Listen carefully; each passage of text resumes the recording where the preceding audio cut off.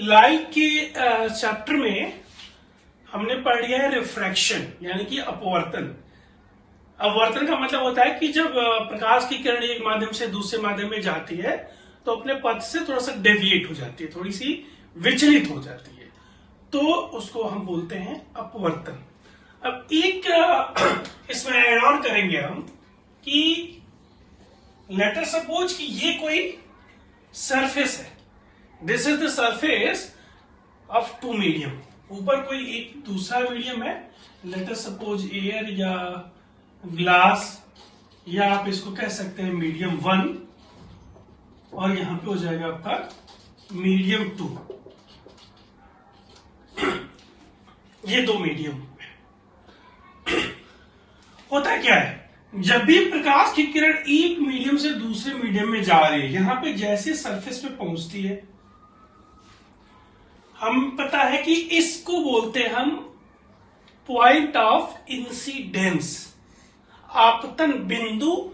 इसको बोलते हैं आपतित किरण या इंसिडेंट रे। इस पे हम एक नॉर्मल ड्रॉ कर दें तो इसको बोलते हैं normal at the point of incidence. ये नॉर्मल हो गया, this is normal at the point of incidence. The angle between the incident रे and the normal, this angle, the angle between the incident and the normal is called angle of incidence. अब यदि आपकी ये किरण जो है अपवर्तित होके इधर गई तो दिस इज रिफ्रैक्टेड रे। इंसिडेंट रे यानी कि आपतित किरण, रिफ्रैक्टेड रे यानी कि अपवर्तित किरण। The angle between the normal and the incident ray is called आपतन कोण या angle of incidence. The angle between the normal and the refracted ray is called अपवर्तन कोण या एंगल ऑफ रिफ्रैक्शन। एक इसमें ऐड ऑन ये करना है कि जब भी रे एक मीडियम से दूसरे मीडियम में जाती है तो some of its part is refracted and some of part is reflected. दो चीजें होती हैं, अपवर्तन और परावर्तन, रिफ्रैक्शन एंड रिफ्लेक्शन। नाम मिलता जुलता है थोड़ा सा, तो इसको कंफ्यूज नहीं होना है कि यहां पे है रिफ्रैक्शन यानी कि अपवर्तन और रिफ्लेक्शन यानी कि परावर्तन। दोनों फर्क है। एक रे जब एक मीडियम से दूसरे मीडियम में जाती है तो उसमें रिफ्रैक्शन भी होता है और रिफ्लेक्शन भी होता है, दोनों होता है। मतलब अपवर्तन भी होता है और परावर्तन भी होता है। अपवर्तन क्या होता है? अपवर्तन हम पढ़ चुके हैं कि जब प्रकाश की किरण एक माध्यम से दूसरे माध्यम में जाती है तो दूसरे माध्यम में थोड़ा सा बेंड हो जाती है या अवे फ्रॉम द, यानी कि दूसरे माध्यम में अपने पास से थोड़ा सा विचलित हो जाती है, डायरेक्शन चेंज हो जाता है, इसको बोलेंगे अपवर्तन। यानी कि प्रकाश का एक माध्यम से दूसरे माध्यम में जाने पे दूसरे माध्यम में पाथ का चेंज होना, ये हो गया अपवर्तन। परावर्तन क्या हो गया? जब प्रकाश की किरण एक माध्यम से दूसरे माध्यम में जाती है और किसी सरफेस से दूसरे दोनों के सरफेस से वापस उसी माध्यम में लौट आती है तो ये बोलते हैं परावर्तन। यानी कि उसी माध्यम में लौट आना परावर्तन और दूसरे माध्यम में जाना अपवर्तन। प्रकाश की किरण जा रही है, उसी माध्यम में ऐसे जा रही है, कहीं से टक्कर हुआ और उसी माध्यम में वापस लौट आए। प्रकाश की किरण जा रही है, प्रकाश की किरण ऐसे जा रही है, कहीं पे उसका टक्कर होता है और टक्कर होने का वापस उसी माध्यम में लौट के जाती है कुछ एंगल बनाते हुए। तो ये जो होता है आपका हुआ परावर्तन। और एक माध्यम में जा रही है, दूसरे माध्यम से उसका टक्कर होता है और फिर दूसरे माध्यम में यदि निकल गई तो ये हो गया अपवर्तन। अपवर्तन और परावर्तन दोनों घटनाएं एक साथ होती हैं। Some part is refracted and some part is reflected, दोनों ही होता है, अपवर्तन भी होता है, परावर्तन भी होता है। अब एक concept,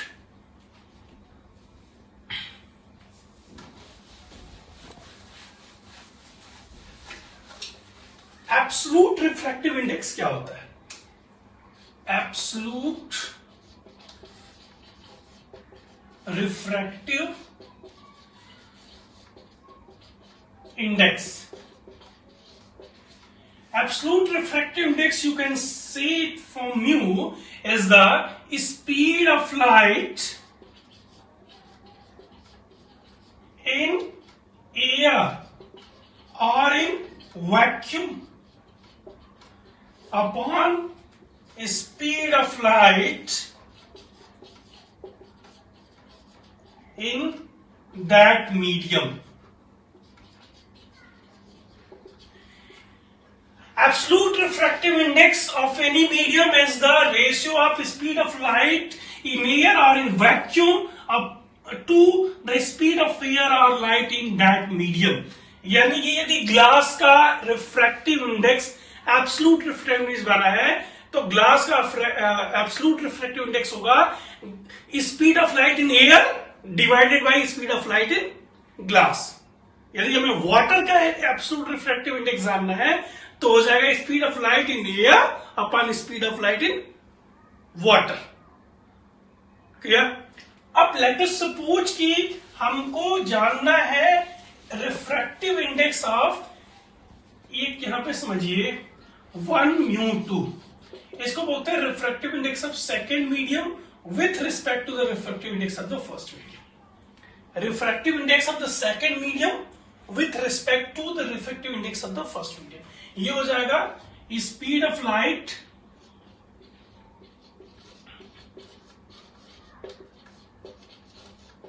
in medium 1 upon speed of light in medium 2. 1μ2 is the refractive index of the second medium with respect to the refractive index with respect to the first medium. And what is the value of 1μ2? 1μ2 will be speed of light in medium 1 divided by speed of light in medium 2.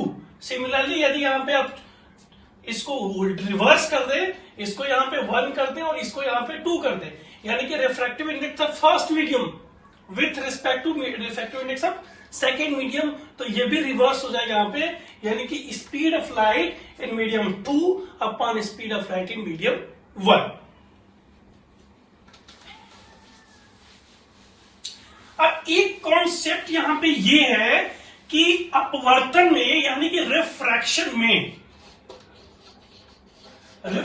में हमने ये पढ़ा कि जब भी light की रे एक मीडियम से दूसरे मीडियम में जाती है, when the light travel from one medium to another medium, होता क्या है, इसकी डायरेक्शन चेंज हो जाती है और उसी डायरेक्शन में चेंज को रिफ्रैक्शन बोलते हैं। What is the condition when there will be no change in the direction of light? क्या कोई ऐसी कंडीशन है कि जब लाइट एक मीडियम से दूसरे मीडियम में जा रही है और उसके डायरेक्शन में कोई चेंज ना हो? फिर से समझिए, हमने कहा कि जब लाइट की किरण when the ray of light travels from one medium to another medium, its direction changes, इसका डायरेक्शन चेंज हो जाता है, it is called refraction. Is there any condition exist when there is no change in the direction of light? क्या ऐसा कोई condition है जब light की किरण एक से दूसरे माध्यम में जाए और उसके डायरेक्शन में चेंज ना हो? This is the question and what is the answer? Answer is yeah, there is two condition when there will be no change in the direction of light if it is traveling from medium 1 to medium 2. There are two conditions when there will be no change in the direction of light when it is traveling from medium 1 to medium 2. पहली condition क्या है? पहली condition यह है कि angle of incidence would be equal to 0। यदि angle of incidence 0 है, angle of incidence 0 है, इसका मतलब क्या हुआ? ये लाइट आपकी नॉर्मल के पैरेलल चल रही है, सीधे चल रही है, ये आपका लाइट सीधे चले किसी माध्यम में, यानी कि यदि हमारा माध्यम ये है ये माध्यम है तो लाइट भी हमारी ऐसे सीधे जा रही है, ये कोई भी एंगल नहीं बना रही है, ऐसे नहीं जा रही है, ऐसे नहीं जा रही है, ऐसे नहीं जा रही, it is travelling parallel to the perpendicular, यानी कि ये नॉर्मल के एकदम सीधे जा रही है, ऐसे जा रही है। इस केस में ये सीधे निकल जाएगी, यानी कि इसकी डायरेक्शन में कोई चेंज नहीं होगा। क्लियर? यानी कि इफ इस केस में क्या नॉर्मल ये है और लाइट की किरण भी ऐसे ही जा रही है, यानी कि दोनों के बीच का एंगल कितना हुआ? 0। यानी कि if the angle of incidence is 0 then there will be no refraction, it means there will be no change in the direction of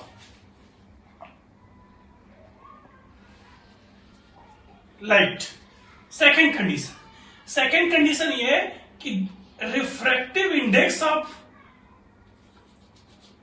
first medium equal to refractive index of second medium, यानी कि जो दो medium है यदि दोनों का refractive index बिल्कुल समान है, रिफ्रैक्टिव इंडेक्स का मतलब हम बता चुके हैं कि डेंसिटी होती है जिसको ऑप्टिकल डेंसिटी भी बोलते हैं। If refractive index of the first medium is equal to the refractive index of the second medium, both are equal, the refractive index of first medium is equal to refractive index of second medium, दोनों medium का refractive index equal है, उस case में light के किरण में कोई भी direction change नहीं होगा, यानी कोई रिफ्रैक्शन नहीं होगा। दो कंडीशन।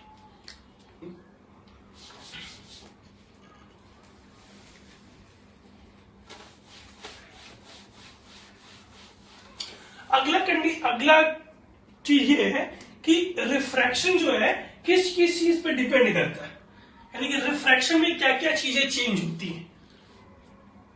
पहला, स्पीड चेंज होती है,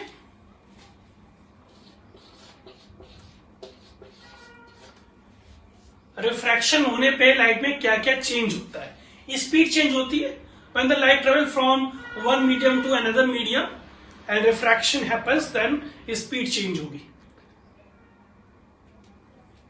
स्पीड में चेंज कैसे होता है? It is travelling from denser to rarer, यदि ये डेंसर टू रेयरर जा रही है तो स्पीड बढ़ेगी, और यदि ये रेयरर टू डेंसर जा रही है तो स्पीड घटेगी। यानी कि पहला चेंज रिफ्रैक्शन में क्या होता है? स्पीड का होता है, यानी कि डेंसर टू रेयरर के केस में स्पीड बढ़ती है और रेयरर टू डेंसर के केस में स्पीड घटती है। दूसरा चेंज क्या होगा? वेवलेंथ।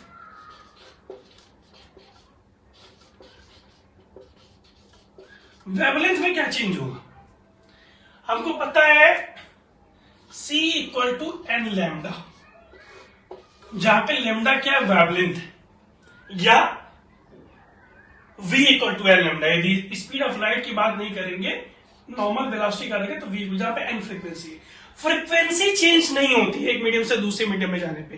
ये पॉइंट नोट करने वाली है कि एक मीडियम से दूसरे मीडियम में जाने में फ्रीक्वेंसी में कोई चेंज नहीं होता है।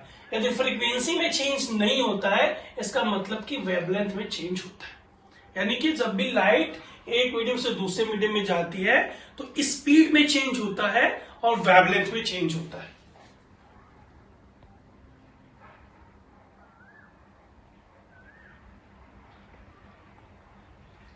दो चीजें होगी।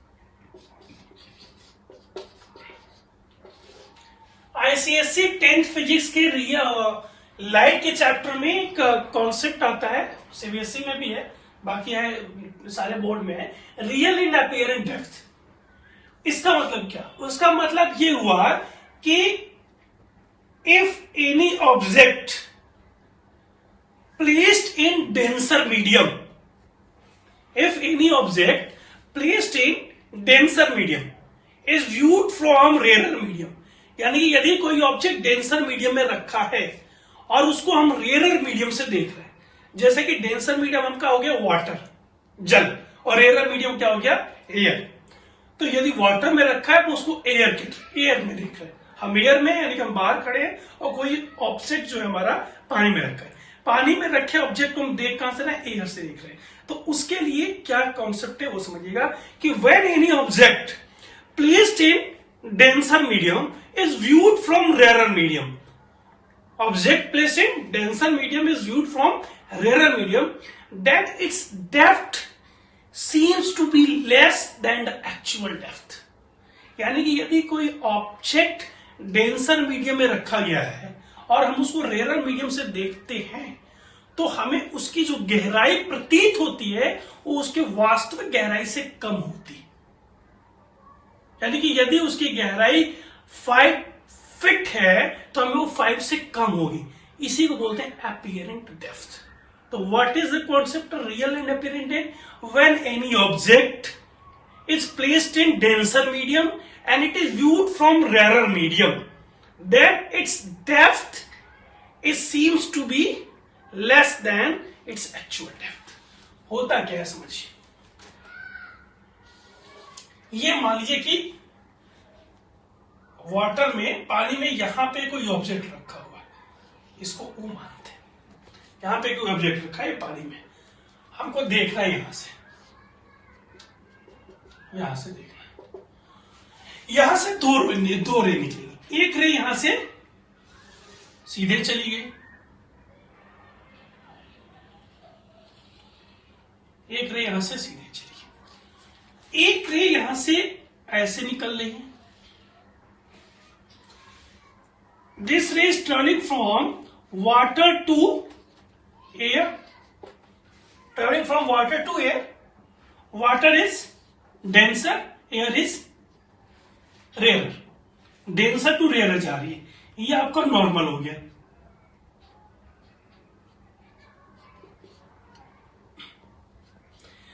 जब लाइट की किरण डेंसर टू रेयर जाती है तो क्या होता है, डेंसर टू रेयर के केस में नॉर्मल से दूर जाती है, अवे फ्रॉम द नॉर्मल, यानी कि इसको जाना सीधे था लेकिन सीधे ना जाके ये कुछ कट जाएगी और हल्की सी ऐसे चली जाएगी।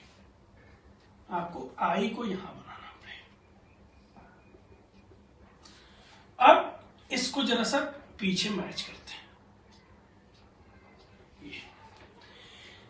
ये ओ ए हो गया, ये ओ ए डैश हो गया और इसको मान ले रहे हैं B.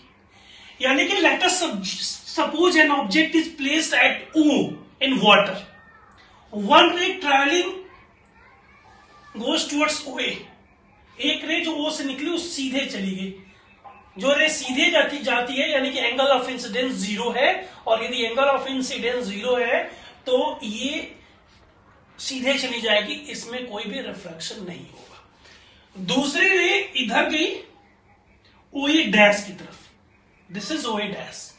Now at this point it is travelling from denser to rarer, denser to rarer जा रही है, तो डेंसर टू रेयर के केस में it will go away from the normal, ये नॉर्मल से दूर जाएगी क्योंकि ये डेंसर टू रेयर में जा रही है, तो ये नॉर्मल से दूर यानी कि इधर चली गई। अब इस रे को यदि हम पीछे की तरफ मिलाते हैं तो ये इस रे, ये जो किरण गई थी यहां पे सीधे और ये किरण पीछे मिलाने पे यहां मिलती है, यानी कि इसकी जो वर्चुअल इमेज है वो कुछ यहां पे बनती है। लेट अस सपोज इस पॉइंट को आई बनते हैं। अब ये समझिए कि वाटर कहां से शुरू हो रहा है, वाटर हमारा शुरू हो रहा है यहां से, तो एक्चुअल डेप्थ इस ऑब्जेक्ट की कितनी है, ये, दिस इज एक्चुअल डेप्थ, ये एक्चुअल डेप्थ।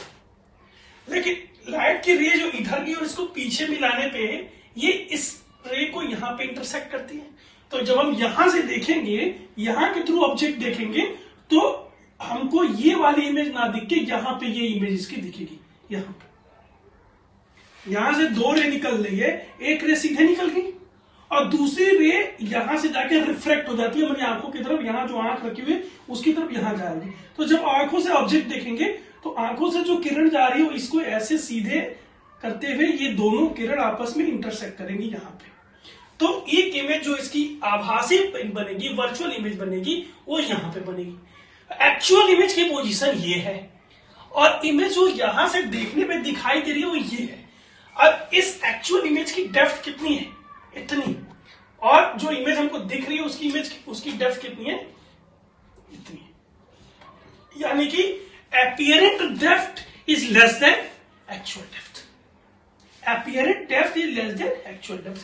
ये कॉन्सेप्ट होता है और इसी को बोलते हैं कि when any object placed in denser medium is viewed from rarer medium, then its depth seems to be less than its actual depth. ये कॉन्सेप्ट है और ये क्यों होता है ये हमने बता दिया।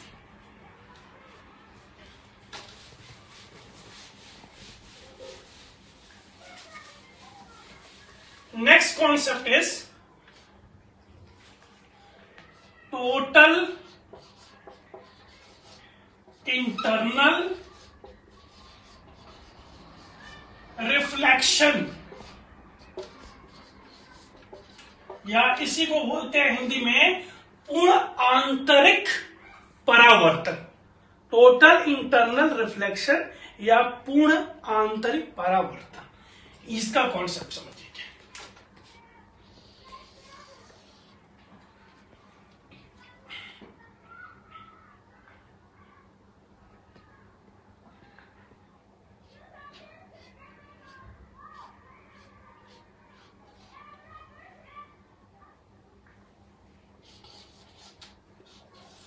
Again the same concept.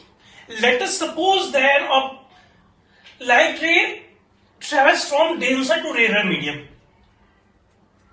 हमारी जो किरण जा रही है वो डेंसर से रेयर की तरफ जा रही है। यदि लाइट की किरण डेंसर से रेयर की तरफ जाती है तो होता क्या है ये समझिए।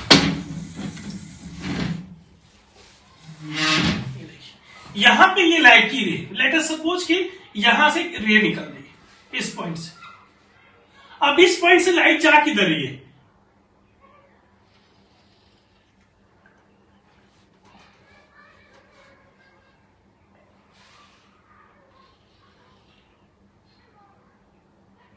कुछ ऐसे जा रही है, लाइट की जा रही है। इस पे नॉर्मल ये बना, नॉर्मल से इसके बीच का एंगल जो हो गया एंगल ऑफ इंसिडेंस हो गया। लाइट की किरण जा रही है इधर तो ये एंगल है। अब लाइट रे कहां से कहां जा रही है? उन्होंने बताया डेंसर टू रेयर जा रही है, सघन माध्यम से विरल माध्यम में जा रही है। तो जब सघन से विरल जाती है तो नॉर्मल से दूर जाती है क्योंकि स्पीड बढ़ती है। जब स्पीड बढ़ेगी तो तेज होगी और तेज होगी तो दूर जाएगी। तो इस केस में ये जाना चाहिए था इसको सीधे, लेकिन ये सीधे नहीं जाके ऐसे जाएगी, यानी कि ये दूर जाएगी। इस केस में एंगल आर बड़ा होगा एंगल ऑफ इंसिडेंस। यानी कि when the light ray is traveling from denser to rarer medium, it goes away from the normal. ये नॉर्मल से दूर जाती है। अब कॉन्सेप्ट ये है कि लेट अस सपोज ये वो है, यहां से लाइट की रे जा रही है और ये गई यहां पे ओ ए पे हमने नॉर्मल बनाया जिसको हमने बोल दिया N dash. N dash is the normal at the point of incidence. The angle between the normal and the incident ray is angle of incidence, that is I. Now at this point light ray should travel directly to this direction. किरण को सीधे इस direction में जाना चाहिए था, लेकिन चूंकि ये डेंसर टू रेयर जा रही है, सघन से विरल माध्यम में जा रही है, तो ये नॉर्मल से दूर जाएगी और नॉर्मल से दूर जाएगी तो ये कुछ ऐसे चली गई। लेट अस सपोज अब रिफ्रैक्टेड रे, ये कौन सी रे हुई? रिफ्रैक्टेड रे, और ये हो गया नॉर्मल। रिफ्रैक्टेड रे और नॉर्मल के बीच का जो ये एंगल हुआ, ये एंगल हो गया आपका आर। यहां से हम ये देख रहे हैं कि R is greater than I. Clear? R is greater than I. अब क्या है कि थोड़ा सा इसको करिए। लेट अस सपोज कि एंगल ऑफ इंसिडेंस को हम और बढ़ा रहे हैं, यानी कि हम यहां पे एक ऐसे मान लीजिए कि ग्राफ मान लीजिए कि एंगल ऑफ इंसिडेंस को हम बढ़ा रहे हैं, आई को बढ़ा रहे हैं, ये आई है और आर है। तो क्या होगा? एंगल ऑफ इंसिडेंस यदि बढ़ेगा तो एंगल ऑफ रिफ्रैक्शन भी बढ़ेगा। When light travelling from denser to rare medium, in this case यदि इसको बढ़ाएंगे तो ये भी बढ़ेगा। कैसे? अब लेट अस सपोज कि लाइट की किरण ऐसे यहां से गई, ऐसे जा रही है,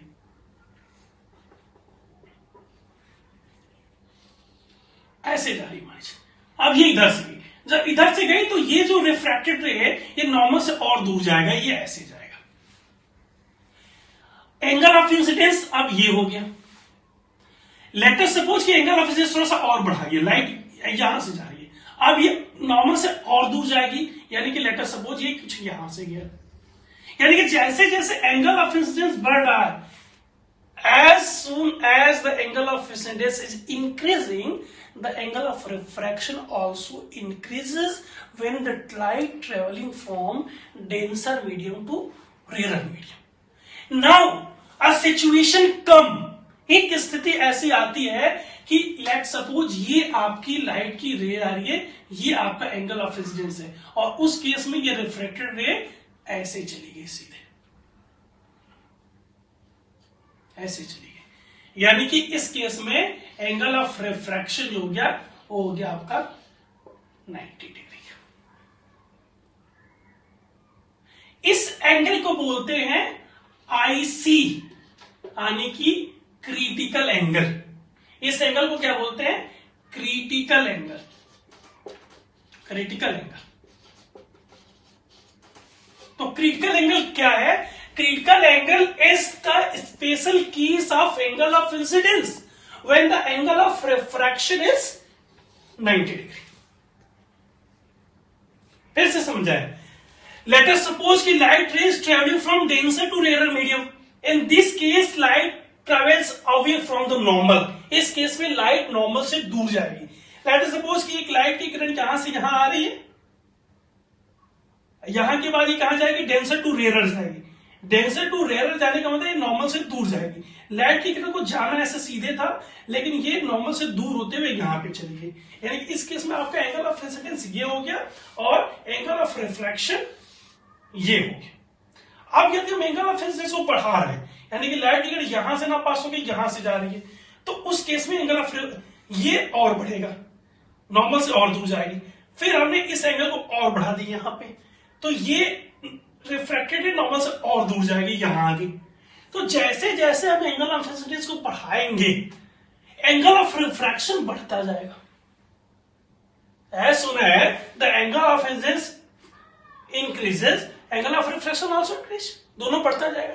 तो एक कंडीशन ऐसे आ रही है कि मान लीजिए कि हमारा एंगल ऑफ इंसिडेंस ये था, इतना था, ये पूरा का पूरा, तो उस केस में ये जो रिफ्रैक्टेड रे है ये इधर चली गई, क्योंकि ये बढ़ रहा था, बढ़ते बढ़ते बढ़ते बढ़ते ये कंडीशन आ गई कि ये इधर चली गई सीधे, यानी कि इस केस में आर की वैल्यू, एंगल ऑफ रिफ्रैक्शन की वैल्यू, हमारी इंसिडेंट रे कौन सी है? ये, और लाइट की किरण जा किधर रही है? इधर जा रही है, तो इंसिडेंट रे हमारी ये हो गई और रिफ्रैक्टेड रे ये हो गई। नॉर्मल और रिफ्रैक्टेड रे के बीच का एंगल को क्या बोलते हैं? एंगल ऑफ रिफ्रैक्शन, यानी कि ये हमारा हो गया यहां से यहां तक एंगल ऑफ रिफ्रैक्शन, और ये एंगल है कितना?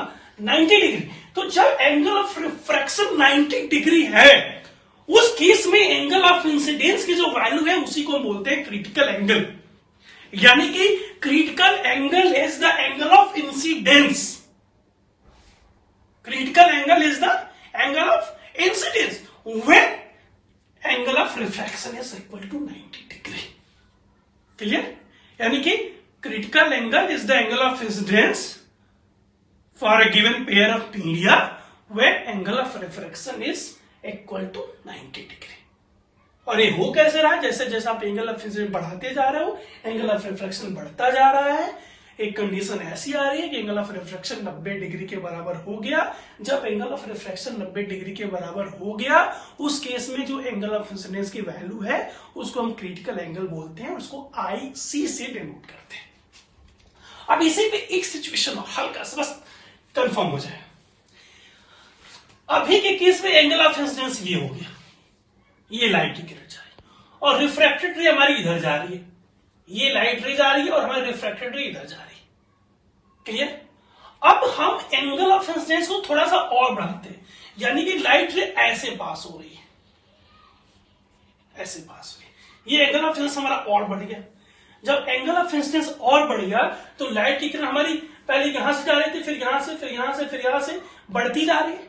अब लाइट की किरण इसके पहले कहां से जा रही थी, यहां से जा रही थी लेटेस्ट। जब ये वैल्यू यहां से यहां के इक्वल था, ये बराबर था, तो ये था, यहां से जा रही थी। अब जब और बढ़ा देंगे तो लाइट की किरण कुछ ऐसे चली जाएगी,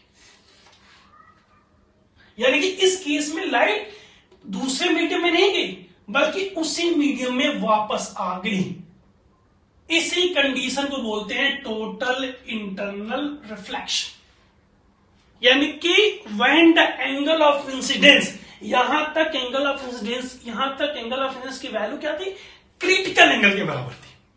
अब जब एंगल ऑफ इंसिडेंस को मैं और बढ़ा दिया, एंगल ऑफ इंसिडेंस को और बढ़ा दिया, जब ये और बढ़ाएंगे तो एंगल ऑफ रिफ्रैक्शन भी और बढ़ेगा, और एंगल ऑफ रिफ्रैक्शन ऑलरेडी यहां पे 90 डिग्री है। तो जब यहां से रिफ्रैक्टेड बढ़ेगी तो इसके बियॉन्ड जाएगी तो कहां जाएगी, पहले ऐसे जा रही थी, फिर ऐसे गई, फिर ऐसे गई, फिर ऐसे गई, फिर ऐसे गई। इस केस में एंगल ऑफ रिफ्रैक्शन 90 डिग्री हो गया, और उस केस में एंगल ऑफ इंसिडेंस कितना हो गया, क्रिटिकल एंगल। अब एंगल ऑफ इंसिडेंस को हम और बढ़ा दिए, जब और बढ़ा दिए तो ये लाइट की किरण ऐसे ऐसे ऐसे करते कहां जाएगी, इसमें जाएगी। यानी कि लाइट की रे जब ऐसे गई तो ये रे हमारी ऐसे वापस आ गई, यानी कि इस केस में लाइट रिफ्रैक्ट नहीं हो रही, क्योंकि उस मीडियम में नहीं जा रही, ये जिस मीडियम में गई थी उसी मीडियम में वापस आ रही है। इसलिए यहां पे लाइट रिफ्रैक्ट नहीं हो रही है, रिफ्लेक्ट हो रही है, और इसको बोलते हैं टोटल इंटरनल रिफ्लेक्शन या पूर्ण आंतरिक परिवर्तन। तो इसकी डेफिनेशन क्या है, when the angle of incidence is greater than critical angle, then light ray reflected back to the same medium. This phenomena is called total internal reflection. जब लाइट की किरण के लिए एंगल ऑफ इंसिडेंस की value critical angle से बड़ी होती है तो लाइट जिस मीडियम से जा रही थी उसी मीडियम में वापस आ जाती है। इसको बोलते हैं टोटल इंटरनल रिफ्लेक्शन, यानी कि जब आई की वैल्यू आईसी से बड़ी होती है तो लाइट की किरण इस मीडियम से दूसरे मीडियम में जा रही थी लेकिन आगे ना जाकर वापस उसी मीडियम में लौट आती है। That is total internal reflection, इसको बोलते हैं टोटल। अब हो सकता है कि टोटल इंटरनल रिफ्लेक्शन हमसे ना पूछा जाए, ये पूछा जाए कि what is the condition for total internal reflection. Total internal reflection के लिए कंडीशन क्या है, तो टोटल इंटरनल रिफ्लेक्शन के लिए कंडीशन 2 है।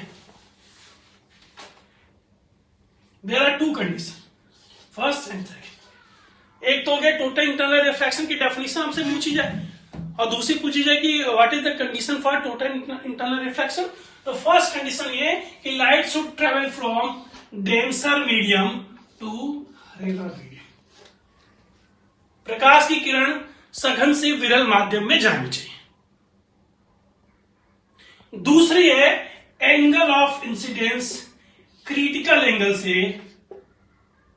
बड़ा होना चाहिए। So what is the condition for total internal reflection? There are 2 conditions for total internal reflection. Yeah, total internal reflection will occur in 2 conditions. First condition is the light rays should travel from denser to rarer medium, and the second condition is angle of incidence should be greater than critical angle. ये total internal reflection के बारे में